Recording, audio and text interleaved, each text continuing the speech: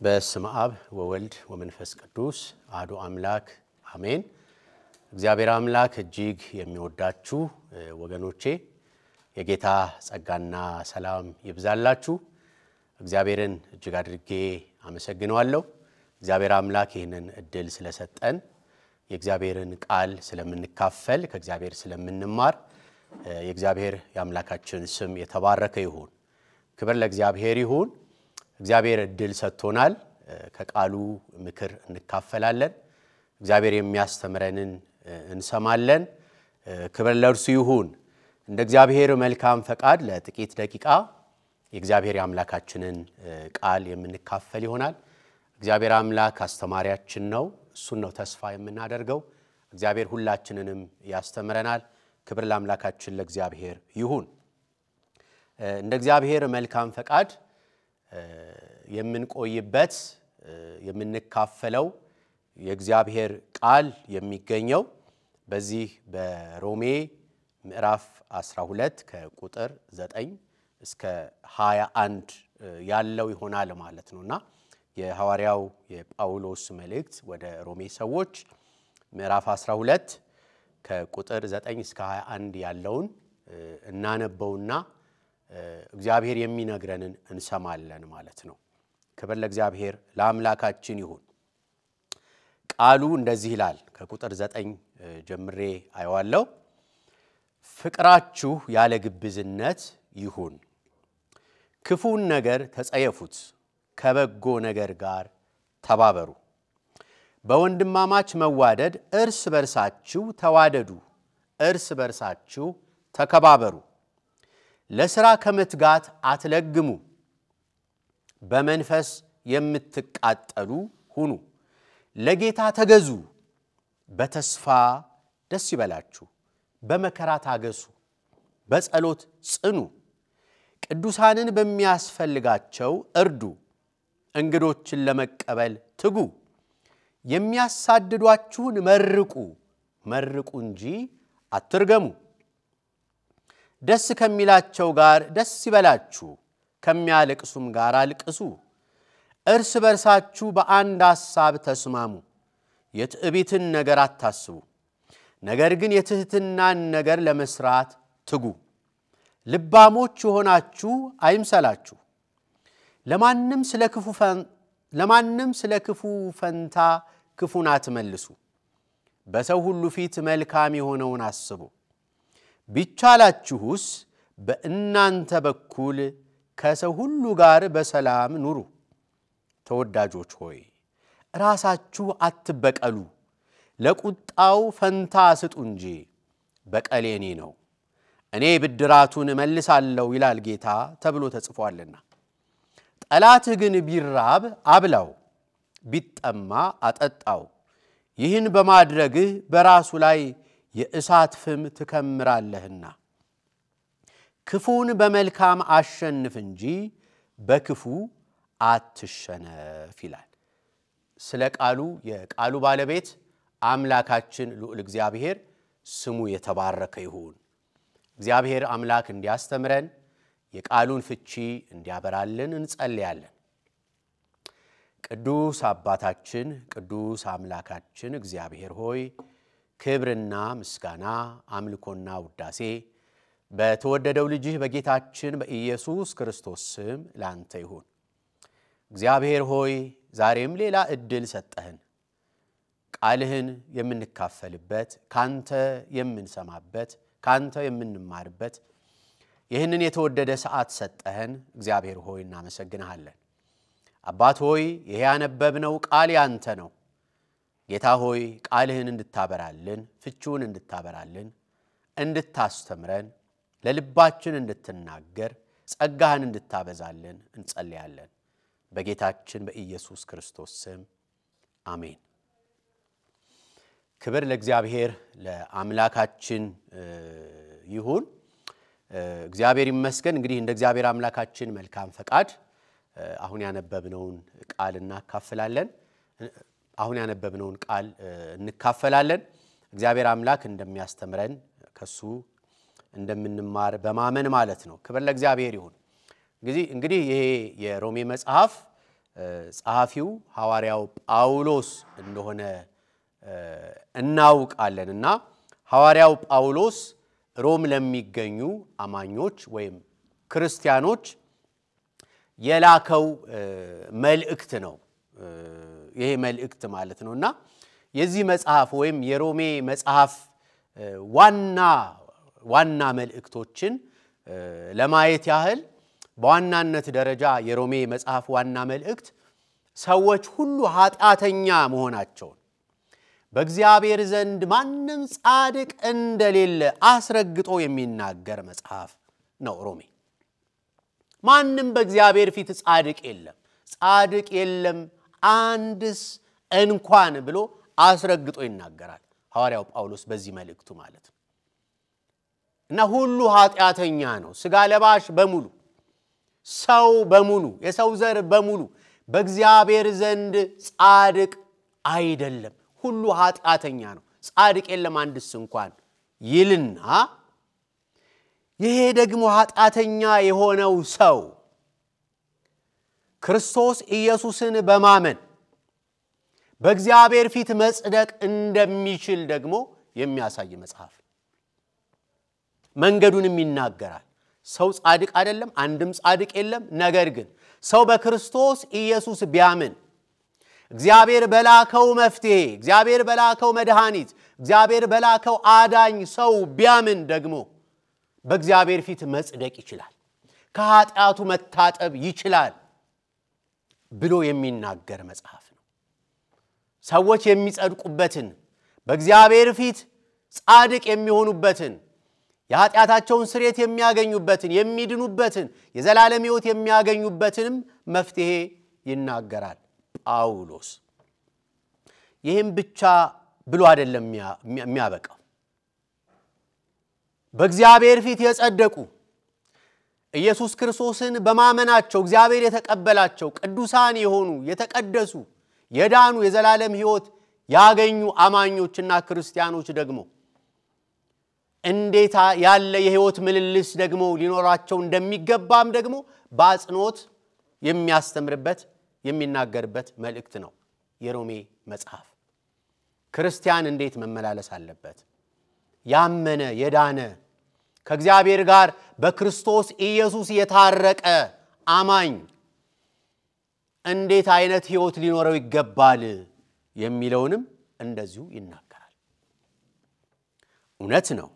የእግዚአብሔር ቃል እንደሚነግረን ሰው በእግዚአብሔር ፊት በራሱ ሥራ መጽደቅ አይችልም፣ መቀደስ አይችልም። በራሱ ማንነት ከእግዚአብሔር ጋር መታረቅ የኃጢአቱን ስርየት ማግኘት መዳን አይችልም። ይህን ማግኘት የሚችለው መዳን የሚችለው በእግዚአብሔር ዘንድ ተቀባይነትን ማግኘት የሚችለው ከእግዚአብሔር ጋር መታረቅ የሚችለው ሰው ክርስቶስ ኢየሱስ በከፈለለት ዋጋ በኩል ነው፣ በመስቀሉ በኩል ነው፣ በተቆረሰው ሥጋ በፈሰሰው ደም በኩል ነው ሰው ከእግዚአብሔር ጋር የሚታረቀው እርቅ የሚያደርገው። እግዚአብሔር ሰዎችን ለማዳን ከሰዎች ጋር ለመታረቅ የዘረጋው ብቸኛው መንገድ ይሄ ነው፣ ልጁ ኢየሱስ ክርስቶስ። ስለ ሁላችንም ኃጢአት ኢየሱስ ራሱን መስዋዕት አድርጎ በአባቱ ፊት አቅርቧል። ስለ ሁላችንም ኃጢአት ሞቷል ጌታ ኢየሱስ። በደላችንን ኃጢአታችንን ተሸክሞ መስቀል ላይ ሞቷል ጌታ ኢየሱስ። ስለ ጽድቃችን ተነስቷል እኛን ስለማጽደቅ። ይህንን በማግኘት ሰዎች በእግዚአብሔር ዘንድ ተቀባይነትን ያገኛሉ። ሰዎች ከእግዚአብሔር ጋር ይታረቃሉ። የወንጌል እውነት ይሄ ነው። ጳውሎስ ይህንን አስረግጦ ይነግረንና በዚህ መንገድ በክርስቶስ ኢየሱስ በኩል ከእግዚአብሔር ጋር የታረቁ አማኞች ክርስቲያኖች ደግሞ ምን አይነት የሕይወት ምልልስ ሊኖራቸው ይገባል የሚለውን ደግሞ ይነግረናል። እሱን እንማራለን እንደ እግዚአብሔር መልካም ፈቃድ። እና የትምህርታችን መሰረታዊ ዓላማ በክርስቶስ ኢየሱስ ያመነ አማኝ ሕይወቱ ምን መምሰል እንዳለበት ማሳየት። አማኝ ነኝ የሚል ክርስቲያን ነኝ የሚል የእግዚአብሔር ልጅ ነኝ የሚል ሕይወቱ ምን መምሰል አለበት? የሚለውን ማሳየት ነው። ጳውሎስ በመልእክቱ ውስጥ አሁን ባነበብነው ክፍል ውስጥ ይህንን ነው የሚያሳየን። ክብር ለእግዚአብሔር ለአምላካችን ይሁን እና እንደ ርዕስ የአማኝ ሕይወት የሚል እንወስዳለን ማለት ነው። የአማኝ ሕይወት ምን መምሰል አለበት? ቁጥር 9 ላይ ጳውሎስ እንደዚህ ይላል፣ ፍቅራችሁ ያለ ግብዝነት ይሁን ይላል።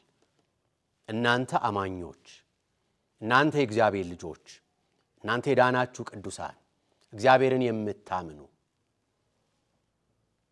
ፍቅራችሁ ያለ ግብዝነት ይሁን ይልና ስለ ፍቅር ይሰብከናል ማለት ነው። ስለ ፍቅር በክርስትና ሕይወት የመጀመሪያውና በጣም ታላቅ የሆነው መመሪያ ነው።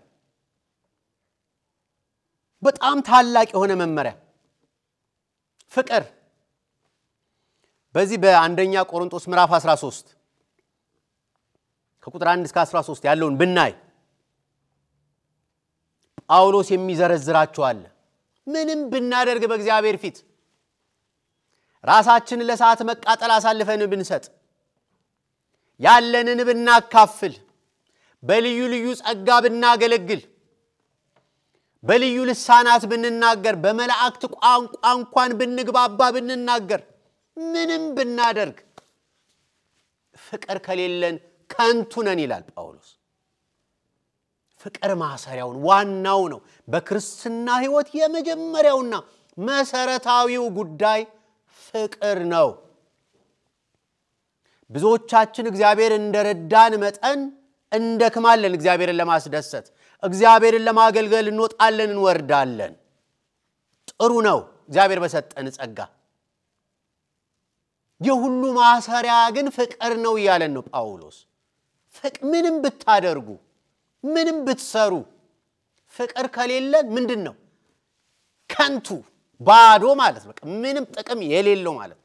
አገልግሎታችን ሕይወታችን በሙሉ ፍቅር የሌለው ከሆነ ባዶ ነው፣ ከንቱ። ያው ይገባችኋል፣ ከንቱ ነው። ምንም ረብ የሌለው ጥቅም የሌለው ማለት ነው። እና ፍቅር ወሳኝ ነው ማለት ነው። ፍቅር ወሳኝ ነው። ይሄ ፍቅራችን ደግሞ አለን የምንለው ፍቅር ለወንድሞቻችን ያለን ፍቅር ደግሞ እውነተኛ እንዲሆን ይነግረናል እግዚአብሔር ቃል። ፍቅራችሁ ያለ ግብዝነት ይሁን። ግብዝነት የሌለው ማስመሰል የሌለው አርቲፊሻል ያልሆነ የእውነት ይሁን ፍቅራችሁ። ጳውሎስ ያለ ምክንያት አላለም። ተፋቀሩ ብሎ ብቻ እኮ ማለፍ ይችል ነበር ጳውሎስ። ያለ ግብዝነት ይሁን ያለ ማስመሰል ይሁን ያለው ጳውሎስ ማስመሰል ስላለ ነው ማለት ነው።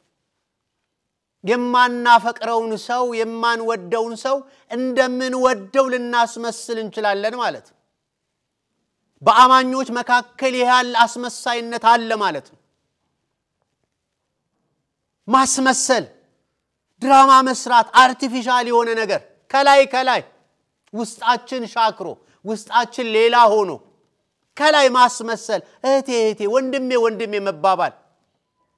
ጳውሎስ ፍቅር ይኑራችሁ ብቻ ሳይሆን ይሄ ፍቅር እውነተኛ ፍቅር ይሁን፣ ከልብ ይሁን፣ እውነተኛ ይሁን፣ ያለ ግብዝነት ይሁን፣ አታስመስሉ፣ ከልባችሁ ተዋደዱ እያለ አማኝ እንዲህ መሆን አለበት።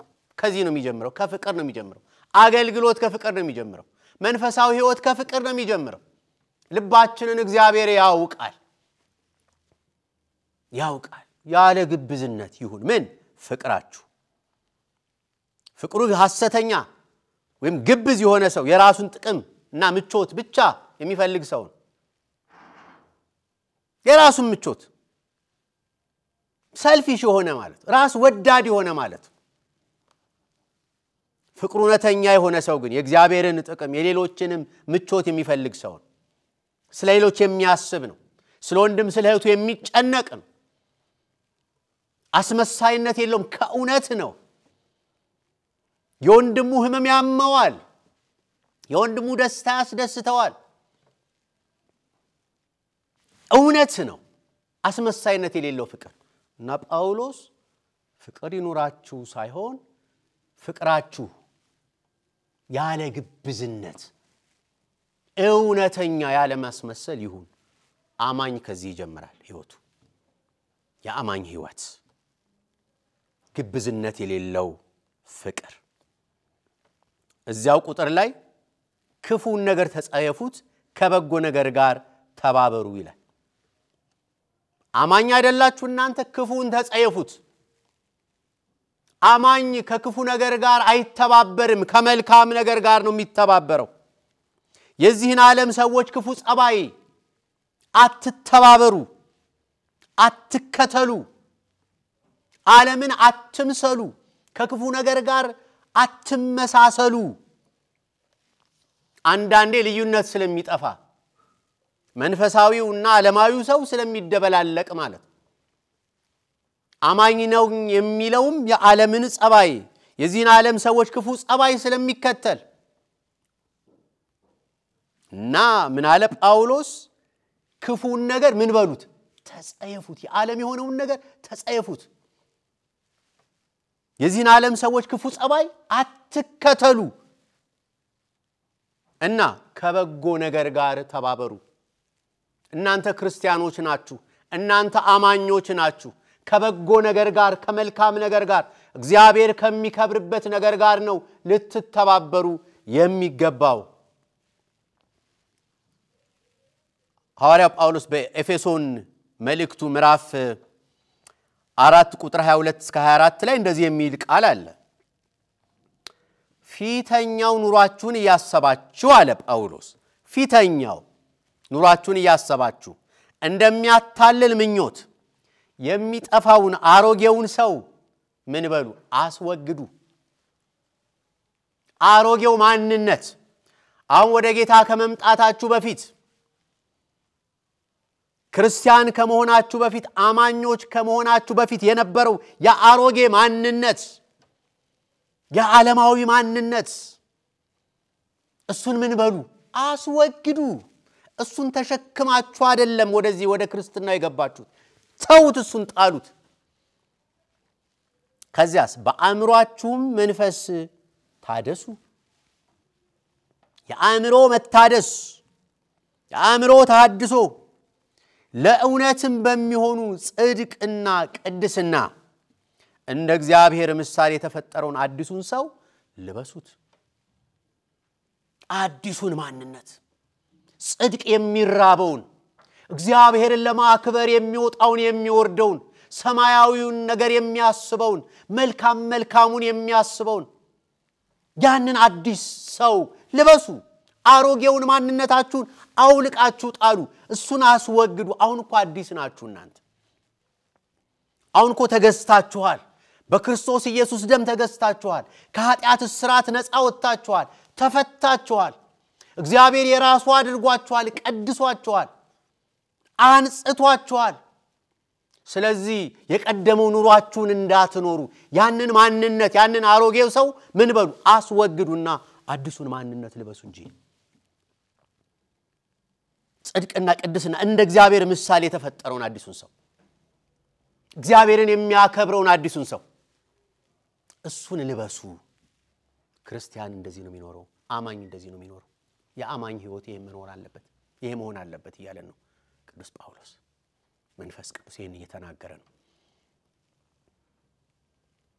አማኝ ከመሆናችን በፊት ክርስቲያን ከመሆናችን በፊት ስንመላለስበት የነበረውን አሮጌ ማንነት ጥለን አዲሱን ሰው ለብሰን አዲሱን ማንነት ለብሰን አዲስ ሰው ሆነን መልካም ሰዎች ሆነን እግዚአብሔር እንድናከብር ነው የተጠራ ነው ለቅድስና ነው ክብር ለእግዚአብሔር ይሁን ቁጥር 10 ላይ እንዲህ ይላል ጳውሎስ በወንድማማች መዋደድ እርስ በርሳችሁ ተዋደዱ የአማኝ ህይወት በወንድማማቾች መካከል ምን ይኑር መዋደድ እርስ በርሳችሁ ምን በሉ ተዋደዱ በወንድማማች መዋደድ ተዋደዱ እርስ በርስ ተዋደዱ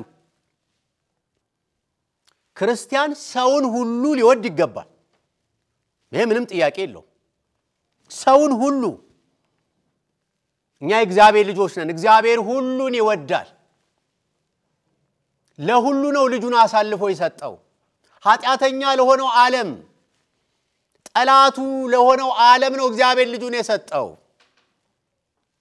ሁሉ አምኖ እንዲድንበት ነው እግዚአብሔር ልጁን አሳልፎ የሰጠው ሁሉን ይወዳል እግዚአብሔር እኛም የእግዚአብሔር ልጆች ነን የሰው ልጆች በሙሉ እንድንወድ ግድ ነው የሰው ልጅ የተባለውን በሙሉ ነገር ግን በቤተ ክርስቲያን ውስጥ ያሉ ወንድሞችና እህቶችን ግን በበለጠ ሁኔታ መውደድ እንዳለብን የእግዚአብሔር ቃል ይነግረናል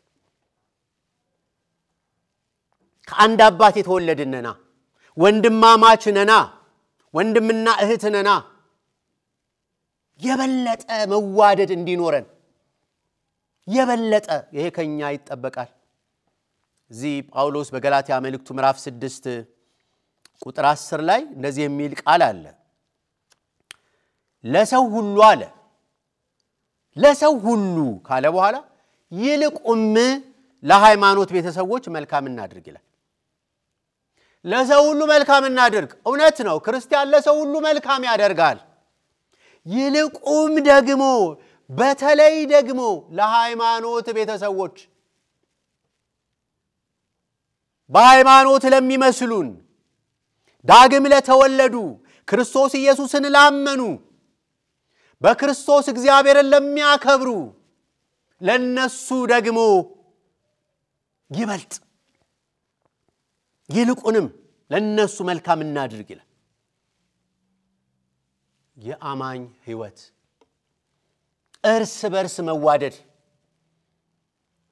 ለወንድም ለእህታችን መልካም ማድረግ የአማኝ ሕይወት አንደኛ ጴጥሮስ ምዕራፍ 4 ቁጥር 8 ላይ እንደዚህ የሚል ቃል አለ ከሁሉ በፊት እርስ በርሳችሁ አጥብቃችሁ ተዋደዱ የአማኝ ሕይወት መዋደድ እርስ በርስ ከሁሉ በፊት እናደርገዋለን ከምትሉት ነገር በፊት ምን አድርጉ መጀመሪያ እስኪ እርስ በርሳችሁ አጥብቃችሁ ያ አጽንኦት ነው ተዋደዱ ብቻ አላለ እርስ በርሳችሁ አጥብቃችሁ ተዋደዱ አማኝ ወንድሙን እህቱን አጥብቆ ሊወደው ይገባል ይወዱኛል ሳይሆን እወዳቸዋለሁ ወይ የሚለውን ማሰብ አለበት ወንድሜን አጥብቄ ወደዋለሁ ወይ እህቴን አጥብቄ ወዳታለሁ ወይ ከሁሉ በፊት እርስ በርሳችሁ አጥብቃችሁ ተዋደዱ የአማኝ ሕይወት ይህን መምሰል አለበት ይላል ጳውሎስ እዚያው ላይ ተዋደዱ ካለ በኋላ እርስ በርሳችሁ ተከባበሩ የሚል ቃልም አለ መዋደድ ብቻ አይደለም መከባበርም አለባችሁ መከባበር ከምን ይመጣል ትህትና ተከባበሩ ሲል ምን ይያለ ነው ትህትና ይኑራችሁ ትሁታን ሁኑ ይያለ ነው ወንድሙን የሚወድ ደግሞ ሊያከብረው ግድ ነው መውደዳችን በምን ይገለጣል ታዲያ በምን ይገለጣል ወንድማችን አጥብቀን እንውደድ ከዛስ እናክብረው እርስ በርሳችሁ ተከባበሩ አንዳችሁ ሌላውን አክብሩ ተከባበሩ ወንድሙን የሚወድ ሰው ያከብረው ግድ ነው ምን ማለት ነው ትህትና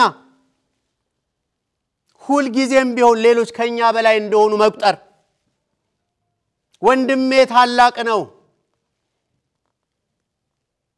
እሱ ይልቃል ከኔ እሱ ይበረታል ከኔ ትህትና ይሄ ነው መከባበር ማለት ይሄ ነው ቅድሚያ መስጠት ለወንድሜ ቅዱስ ጳውሎስ በፊልጵስዩስ መልእክቱ ምዕራፍ 2 ቁጥር 3 ላይ እንዲህ ይላል እያንዳንዱ አለ ባልንጀራው ከራሱ ይልቅ እንዲሻል በትህትና ይቁጠር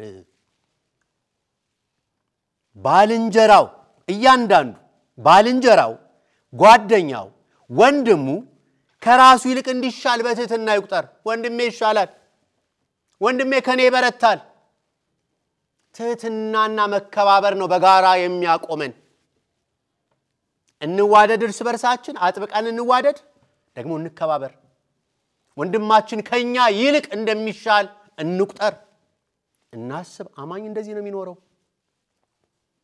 መንፈስ ቅዱስ ይሄንን ነው የሚነግረን እናንተ አማኞች እግዚአብሔርን የምታምኑ ጌታን ተስፋ የምታደርጉ ይሄ አለ ወይ በህይወታችሁ ያለን ነው መንፈስ ቅዱስ የወንድማማች መዋደድ አለ ወይ አጥብቃችሁ ትዋደዳላችሁ ወይ ትከባበራላችሁ ወይ ከናንተ ይልቅ ወንድማችሁ እንደሚሻል ትቆጥራላችሁ ወይ ታስባላችሁ ወይ ወይስ ትዕቢት አለባችሁ እኔ ይሻላለሁ ትላላችሁ አንድነትን ለመጠበቅ የሚያስፈልገው ዋናው ነገር ትህትና ነው ትህትና ከሌለ ምን አለ ትዕቢት አለ ማለት ነው ትዕቢት ደግሞ በአንድ ላይ ለመቆም እንቅፋት ነው አንድ ላይ አያስቆመንም ትዕቢት እኔ በልጣለሁ እኔ ይሻላለሁ እኔ አልቆምኩበት እኔ አልሰራሁት እኔ አላደረኩት እኔ አልጀመርኩት የሚል ነገር ካለ አንድ ላይ መቆም አንችልም አንድ ላይ እግዚአብሔርን ማክበርና ማገልገል አንችልም ትዕቢት ለአንድነት እንቅፋት ነው እና አንድነታችንን ለመጠበቅ የሚያስፈልገው ዋናው ነገር ትህትና ነው ወንድሜ ከኔ ይልቅ ይሻላል እና በህብረት ውስጥ እንደምናቀው በወንድሞች መካከል ከሚነሱ መለያየቶች ያብዛኛው ምክንያት ትዕቢት ነው ሊኖር ይችላል መለያየት በወንድሞች መካከል ክፍፍል ሊኖር ይችላል ከምን መነጨ ብለን ብናይ ከትህትና ማነስ ከኔ ይልቅ ወንድሜ ይሻላል የሚል መንፈሳዊ አስተሳሰብ ከማጣት ትዕቢትን እግዚአብሔር ያስወግድልን በአብያተ ክርስቲያናት ራሱ መካከል መለያየት ይኖራል አንዱ ህብረት ከሌላው መካከል በምን ምክንያት ነው መቀባበሉ ከምን ጠፋ ትዕቢት የኔ ይሻላል የኔ ይበልጣል የኔ ነው አንደኛ የራስን ከፍ ማድረግ የሌላውን ማኮሰስ ትዕቢት ክርስቲያኖች በአንድ ላይ በአንድነት ቆመው እግዚአብሔርን እንዳያገለግሉ እግዚአብሔርን እንዳያመልኩ እግዚአብሔርን እንዳያከብሩ እንቅፋት ትዕቢት እዛና እዚህ የሚያቧድን ትዕቢት አለመሸነፍ ራስን ከፍ ማድረግ ሰውን መናቅ ወንድምን መናቅ ትዕቢት ይህንን አስወግዱ የአማኝ ህይወት አይደለም አማኝ ትሁት ሊሆን ይገባል ወንድሜ ከኔ ይልቅ ይሻላል ብሎ የሚያስብ መሆን ይገባዋል ራሱን ዝቅ ሊያደርግ ይገባል ጌታውን ሊከተል ይገባል ጌታ ኢየሱስ ምሳሌ ሆኖናል እርሱ በእግዚአብሔር መልክ ሲኖር ሳለ ከእግዚአብሔር ዘንድ መተካከልን እንደመቀማት ሳይቆጥር ራሱን አዋርዶ የተገለጠው ጌታ እሱ አብነት ሊሆነን ይገባል ራሱን ባዶ ያደረገው ጌታ አብነት ሊሆነን ይገባል የደቀ መዛሙርቱን እግር ያጠበው ጌታ አብነት ሊሆነን ይገባል አርአያ ሊሆነን ይገባል እሱ ነው የምንከተለው እሱ ነው የምናምነው ወዳጆች ናጠበኝ ጴጥሮስ አላለም ና ዮሐንስ አላለም እሱ ነው አጎንብሶ እግራቸውን ያጠበው እሱ መምህርና ጌታ ሆኖ ሳለ ዝቅ ብለው እግራቸውን ያጠበው እሱ ነው ከሱ ልንማር ይገባል እኔ ጌታና መምህር ሆኜ ሳለ ይህንን ካደረኩ እግራችሁን ካጠብኩ እናንተ እርስ በርሳችሁ እንዲሁኑ እኔ በልጣለሁ አትበሉ የኔ ይሻላል የገሌ ያንሳል አትበሉ ተቀባበሉ ተከባበሩ ትሁታን ሁኑ የጌታ ትምህርት ነው እግዚአብሔር ሁላችንንም ይርዳን እና ለወንድማችን አብሮን ለሚያመልክ አብሮን ለሚያገለግል እውቅና ልንሰጥ ይገባል ማለት ወንድማችን ልንቀበል ይገባል እሱ ይሻላል ልንል ይገባል ማለት ሁልጊዜ እኔ ትክክል ነኝ ሌላው ስህተት ነው ከሚል አስተሳሰብ መውጣት አለብን አንድነትን ስለሚጎዳ መከፋፈልን ስለሚያመጣ ከዚህ የትዕቢት አስተሳሰብና አነጋገር ልንታቀብ ይገባል። እግዚአብሔር ሁላችንንም ይርዳን። እግዚአብሔር ያግዘን። ቁጥር 11 ላይ ጳውሎስ እንዲህ ይላል፣ ለሥራ ከመትጋት አትለግሙ፣ ለሥራ ከመትጋት አትለግሙ፣ በመንፈስ የምትቃጠሉ ሁኑ፣ ለጌታ ተገዙ ይላል። በመንፈሳዊ ሕይወታችሁ የምትቃጠሉ ሁኑ። አትለግሙ ለሥራ፣ እግዚአብሔር ለሰጣችሁ ሥራ አትለግሙ። በታማኝነት ስሩ። ደከመኝ ሰለቸኝ አትበሉ። ሰነፎች አትሁኑ። ልግመኞች አትሁኑ። እግዚአብሔር የሰጠንን ሥራ እንድንሰራው የሰጠንን ሥራ ቤተ ክርስቲያን ውስጥ እንድናገለግል የሰጠንን ሥራ በመንፈሳዊ ህብረት ውስጥ እንድንሰራው የሰጠንን ሥራ እግዚአብሔር በትጋት እንድንሰራ ከልግመኝነት ከስንፍና እንድንወጣ እግዚአብሔር ይናገረናል። መንፈስ ቅዱስ ይናገረናል። ለሥራ ከመትጋት አትለግሙ፣ ልግመኞች አትሁኑ። እግዚአብሔርን አክብሩ። በሥራችሁ በተሰጣችሁ በአገልግሎታችሁ በመንፈሳዊ ሕይወታችሁ በክርስትናችሁ እግዚአብሔርን አገልግሉት። በመንፈሳዊ ሕይወት ተቀጣጣሉ። የተቃጠላችሁ ሁኑ። መንፈሳችን ለመንፈስ ቅዱስ ምላሽ ይስጥ። በውስጣችን ያለው መንፈስ ቅዱስ እንዲሰራ እንዳንገድበው ልንጠነቀቅ ያስፈልጋል። እንዲህ ብሎ ተጽፏል በአንደኛ ተሰሎንቄ ምዕራፍ 5 ቁጥር 19 ላይ መንፈስን አታጥፉ ይላል። መንፈስን አታጥፉ። አቅማችን እሱ ነው፣ የሕያው እግዚአብሔር መንፈስ። በተቀጣጠለ መንፈስ እንድናገለግል መንፈሳዊ ሕይወታችንን ክርስትናችንን እንድንኖር የሚረዳን አቅማችን እርሱ ነው። እሱን አትገድቡት። ተቀጣጠሉ። ሰነፎች አትሁኑ፣ ልግመኞች አትሁኑ። ለጌታ ተገዙ። ጌታችሁ አይደል ኢየሱስ? ኢየሱስ ጌታ ነው ትሉ የለ? ተገዙ። ለፈቃዱ ተገዙ፣ ለሐሳቡ ተገዙ። ሐሳባችሁን ተውት፣ ፈቃዳችሁን ተውት። አሁን እናንተ ባሮች ናችሁ፣ ተገዝታችኋል። ኢየሱስን ጌታዬ የምትሉ የምታከብሩ ናችሁ። ለፈቃዱ ተገዙ። እግዚአብሔር ይርዳን። እንለፍ። ቁጥር 12 ላይ እንዲህ ይላል፣ በተስፋ ደስ ይበላችሁ፣ በመከራ ታገሱ፣ በጸሎት ጽኑ። በተስፋ ደስ ይበላችሁ። እግዚአብሔር የሰጠን ሰማያዊ ተስፋ፣ የደህንነታችን ተስፋ፣ እግዚአብሔር ተስፋ ሰጥቶናል። በተስፋ ድነናል። እግዚአብሔር ተቀብሎናል። በዚህ ደስ ይበላችሁ። ይሄ ደስታ ምንን ያመጣል? በመከራ እንድትመኩ፣ መከራችንን በትዕግስት እንድናልፍ አቅም ይኖረናል። ስለዚህ በዚህ ተስፋ ደስ ይበለን። የተባረከው ተስፋችን ገና ይመጣል። ኢየሱስ ይመጣል። ወደ ዕረፍታችን ሊወስደን፣ ወደ መኖሪያችን ሊወስደን ጌታ ኢየሱስ ይመጣል። የተባረከውን ተስፋ የምንጠብቅ ነን። ደስ ይበለን በዚህም ተስፋ። ይሄ ተስፋ በምድር ላይ ላለን መከራ አቅም ይሆነናል። በተስፋ ደስ ይበላችሁ።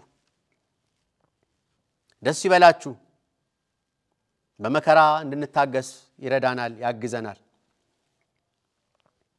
አንድ የመጽሐፍ ቅዱስ ክፍል እናነባለን። በዚህ በሮሜ ምዕራፍ 5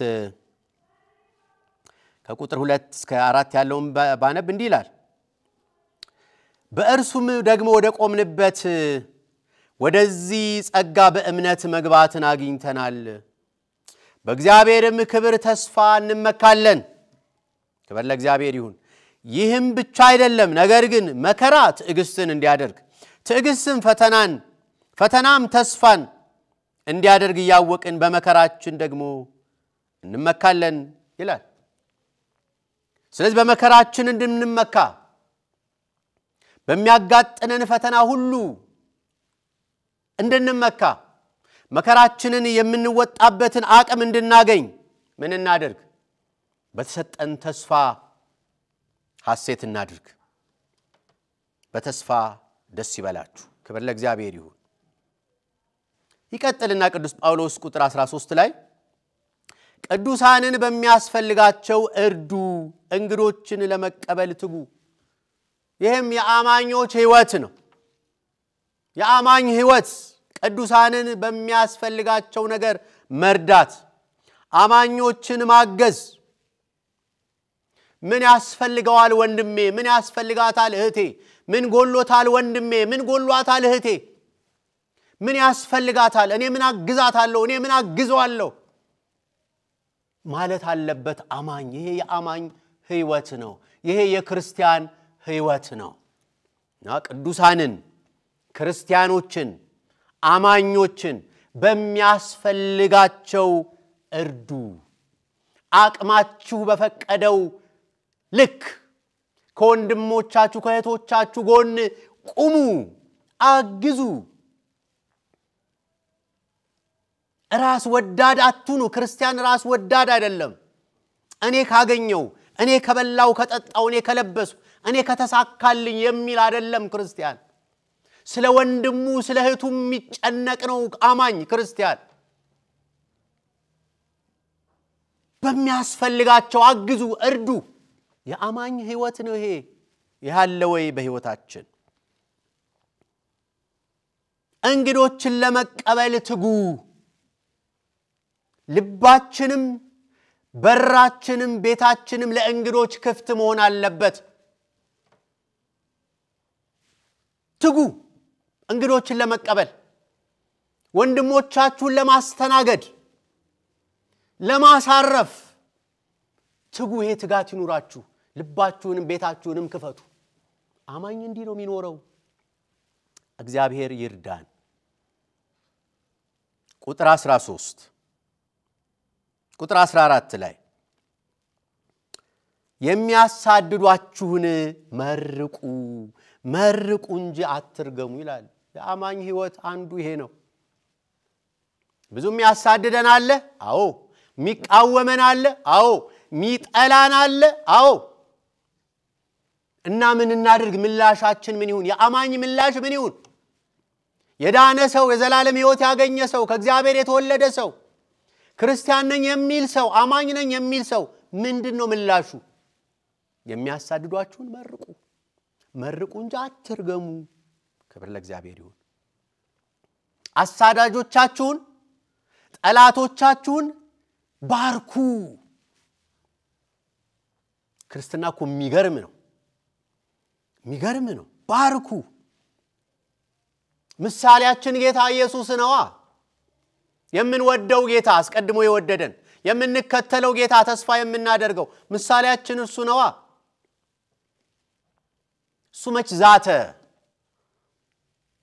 እሱ መች ፎከረ? ያን ሁሉ መከራ ሲያደርሱበት መች ዛተ? መች አፉን ከፈተ? የኛ ጌታ መች ዛተ? መስቀል ላይ አንጠልጥለውት እንደዛ ሲዘብቱበት፣ ሲያላግጡበት፣ አፋቸውን ሲከፍቱ ጌታ ምን አለ? የሚያደርጉትን አያውቁምና ይቅር በላቸው አለ። ክብር ለስሙ ይሁን። እኛ እሱ ነው የምንከተለው። እሱ ነው የምንከተለው። እሱ ነው የምንከተለው። የሚያሳድዷችሁን መርቁ፣ መርቁ እንጂ አትርገሙ። ጠላት አላችሁ ወይ? ለእናንተ ክፉ የሚያስብ አለ ወይ? እናንተን የሚያሳድድ አለ ወይ?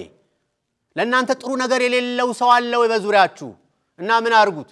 ውደዱት፣ ባርኩት፣ ጸልዩለት። እግዚአብሔር ሆይ የሚያደርገውን አያውቅም ይቅር በለው። ጸልዩለት። ከመቃወም ይልቅ እንጸልይላቸው። እንዲህ አይነት ሰዎች ካሉ ከመክሰስ ይልቅ ይቅር እንበላቸው። ጌታ እንደዛ ነው ያለው። ይቅር በላቸው አባት ሆይ። ምሕረት ማለደ፣ ምሕረት ጠየቀ። ይቅር በላቸው። ገዳዮቹን፣ ሰቃዮቹን፣ በሱ ላይ የሚያላግጡትን ይቅር በላቸው። ክርስቲያን እንደዚህ ይኖራል።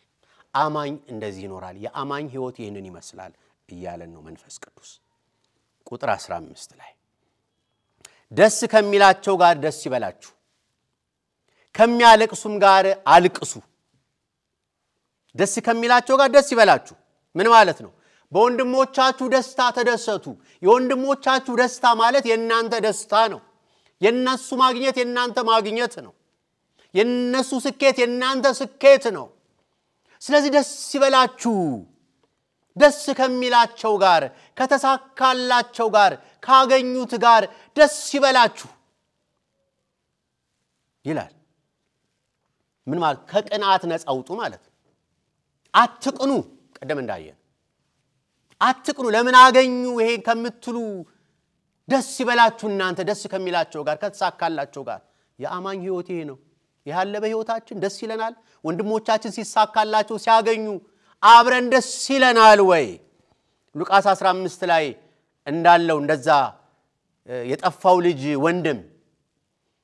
ወንድሙ ጠፋ የጠፋው ልጅ ተገኘ በቤቱ ደስታ ሆነ በአባትየው ቤት ደስታ ሆነ ወንድምየው ግን ከፋው ወንድሙ ስለተመለሰ ወንድሙ ስለተሸለመ ቀለበት ስለተደረገለት ፍሪዳ ስለታረደለት ድግስ ስለተደገሰለት ወንድሙ ከፋው እንደዛ እንሆንኛ ወይስ ደስ ከሚላቸው ጋር ደስ እንሰኛለን የአማኝ ሕይወት ደስ ከሚላቸው ጋር ደስ ይበላችሁ የወንድማችን ከፍ ማለት የኛ ውድቀት ነው ማለት አይደለም የኛም ከፍታ ነው ደስ ሊለን ይገባል እዚህ አንደኛ ቆሮንቶስ ምዕራፍ 12 ቁጥር 26 ላይ እንደዚህ የሚል ቃል አለ አንድም ብልት ቢሰቃይ ብልቶች ሁሉ ከእርሱ ጋር ይሰቃያሉ አለ ያንዱ ህመም ለሌላው ነው አያችሁ እኛ ወንድማማቾች ነን አንድ አካል ላይ እንዳለን ብልቶች ነን የክርስቶስ አካል ነን እያንዳንዳችን ብልቶች ነን ስለዚህ አንድ ብልት ቢሰቃይ ብልቶች ሁሉ ከእርሱ ጋር ይሰቃያሉ አንድም ብልት ቢከበር ብልቶች ሁሉ ከእርሱ ጋር ደስ ይላቸዋል አያችሁ ያንዱ ህመም የኛ ህመም እንደሆነ ሊሰማን ይገባል ያንዱ ማግኘት የኛም ማግኘት እንደሆነ ያንዱ ሐዘን ለኛም ሐዘን ያንዱ ደስታ የኛም ደስታ እንደሆነ ልንቆጥር ይገባል እግዚአብሔር ይርዳን የአማኝ ሕይወት እንደዚህ ነው ቁጥር 16 ላይ እርስ በርሳችሁ በአንድ ሐሳብ ተስማሙ የትዕቢትን ነገር አታስቡ ነገር ግን የትህትናን ነገር ለመስራት ትጉ ልባሞች ሆናችሁ አይምሰላችኋል በሰላም አብሮ ለመኖር ትህትና ግድ ነው ቅድም እንዳነሳነው እርስ በርሳችሁ በአንድ ሐሳብ ተስማሙ የትዕቢትን ነገር አስወግዱ ትዕቢት አይኑር ራስን መቆለል አይኑር እኔ በልጣለሁ አይኑር በአንድ ሐሳብ ተስማሙ የትዕቢትን ነገር አስወግዱት ትዕቢት ኩራት ህብረትን ስለሚረብሽ ህብረትን ስለሚያጠፋ ማለት ነው ኤፌሶን ምዕራፍ 4 ቁጥር 2 እስከ 3 ላይ እንደዚህ የሚል ቃል አለ በትህትና ሁሉና በየዋህነት በትዕግስትም እርስ በርሳችሁ በፍቅር ታገሱ በሰላም ማሰሪያም የመንፈስን አንድነት ለመጠበቅ ትጉ ይላል የመንፈስን አንድነት ልንጠብቅ ይገባል የመንፈስን አንድነት ለመጠበቅ ደግሞ ትዕቢትን ማስወገድ አለብን ትህትናን ልንለብስ ይገባል ማለት ነው የትህትናን ነገር ለመስራት ትጉ የትህትናን ነገር በነገር ሁሉ ከፍ ያለ ደረጃ ላይ ያሉ አማኞች በነገሩ ከፍ ያሉ በአገልግሎትም ከፍ ያለንን ብለው የሚያስቡ በሀብትም በአቅምም በስልጣንም ዝቅተኛ ቦታ ላይ አሉ የሚባሉ ወንድሞች ጋር አብሮ እኩል ህብረት ማድረግ እኩል ክላስ አለ መፍጠር ማለት እኩል በቤተ ክርስቲያኑ ዝቅተኛ ሥራ ተብሎ የሚጠራ የሚታወቅም ካለ ቤት መጥረግም ይሁን ወርደን እንስራ የፍቅርን አንድነት የህብረትን አንድነት ለመጠበቅ ትዕቢትን አስወግደን ትሁት ሆነን ማለት የአማኝ ሕይወት ይሄ ነው አትታበዩ ያለ እኔ አዋቂ የለም አትበሉ ያለ እኔ አትታበዩ እኔ ሁሉ ጊዜ ትክክል ነኝ አትበሉ በጣም ከባድ ነው እንደዚህ አይነትን ሰው እኔ ሁሉ ጊዜ ትክክል ነኝ እኔ ነኝ አዋቂ የሚለውን ሰው ማስተማርም መምከርም መመለስም አይቻልም በጣም ከባድ ነው ከዚህ ነፃ ሁኑ እያለ ነው እግዚአብሔር ቃል ስለዚህ በእርስ በርሳችሁ በአንድ ሐሳብ ተስማሙ የአማኝ ሕይወት ቁጥር 17 ላይ ለማንም ስለ ክፉ ፈንታ ክፉን አትመልሱ በሰው ሁሉ ፊት መልካም የሆነውን አስቡ ክፉን በክፉ ምን አትበሉ አትመልሱ ክፉን በክፉ አትመልሱ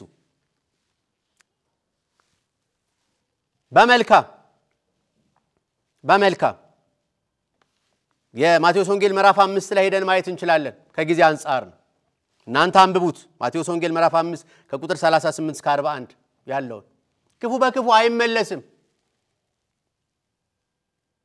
በመልካም ክርስቲያን ክፉን በመልካም ቀደም ላይ እንዳየነው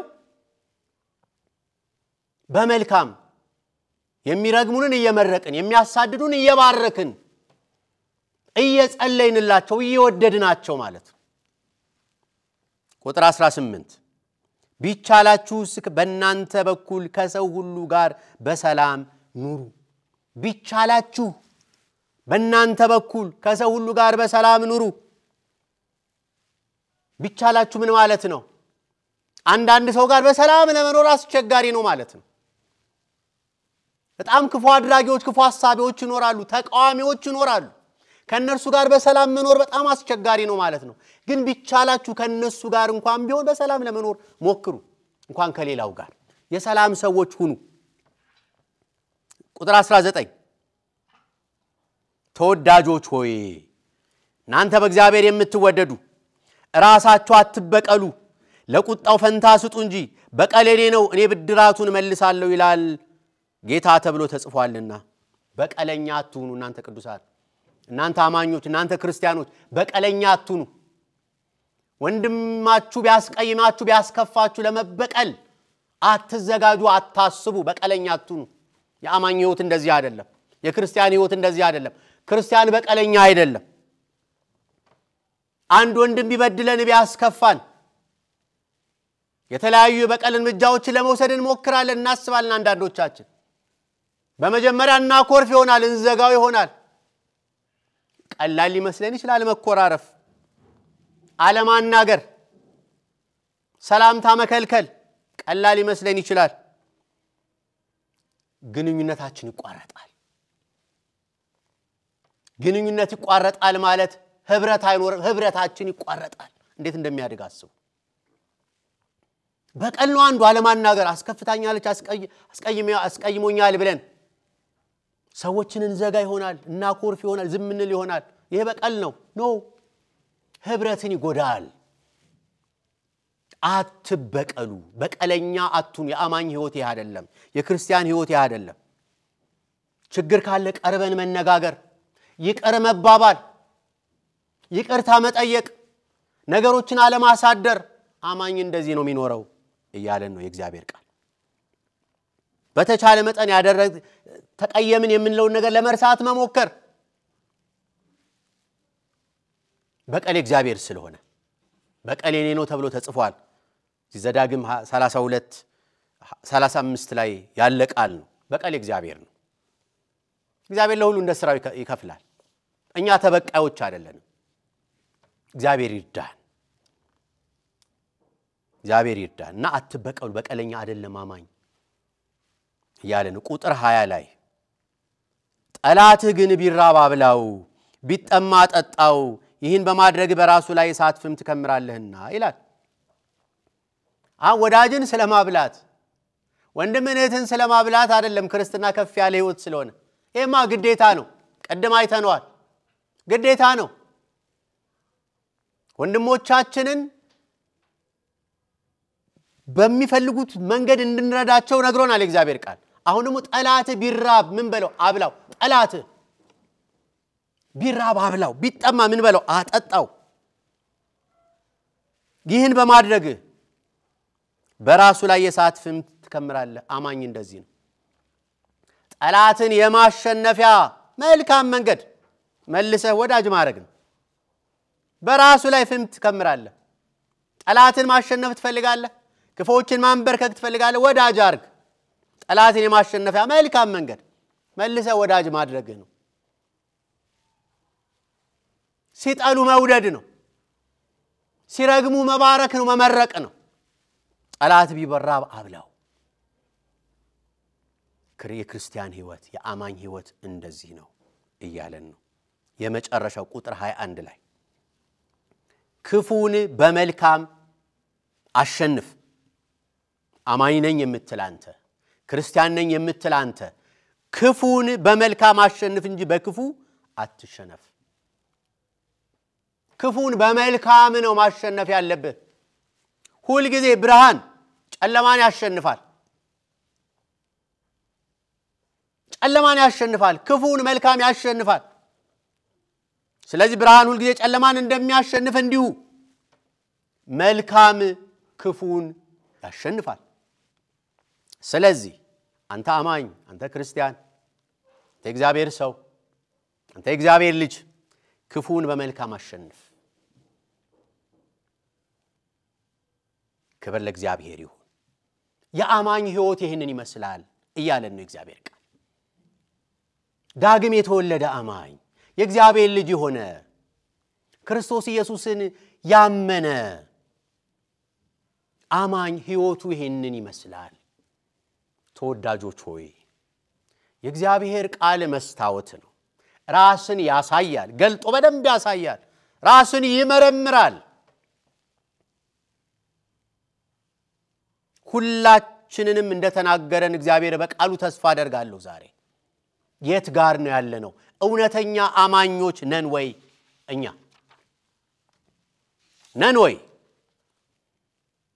ይሄ ትክክለኛ የሆነ የአማኝ የክርስቲያን ህይወት አለ ወይ ይታይብናል ወይ እንደዚህ እንድንኖር ነው የእግዚአብሔር ፈቃድ የመንፈስ ቅዱስ ሐሳብ ይሄ ነው እንደዚህ ነው ወይ እግዚአብሔር ይርዳን እግዚአብሔር የሚወደው ህይወት እንዲኖረን እግዚአብሔር የሚደሰትበት ህይወት እንዲኖረን እግዚአብሔርን የሚያከብር ህይወት እንዲኖረን ጌታን በህይወታችን በኑሯችን እንድናሳየው እንድንገልጠው እግዚአብሔር ሁላችንንም ይርዳን ክብር ለእግዚአብሔር ይሁን እግዚአብሔር ስላመጣው ምክር ተግሳጽ እግዚአብሔርን እጅግ አድርጌ አመሰግናለሁ እግዚአብሔር ይመስገን የተወደዳችሁ እግዚአብሔር በብዙ እንደተናገራችሁ አምናለሁ እኔንም እናንተንም እግዚአብሔር አስተምሮናል አማኞች ከሆነን ክርስቲያኖች ከሆነን እንደዚህ ልንኖር ይገባል የእግዚአብሔር ጸጋ ሁላችንንም ይደግፈን አሜን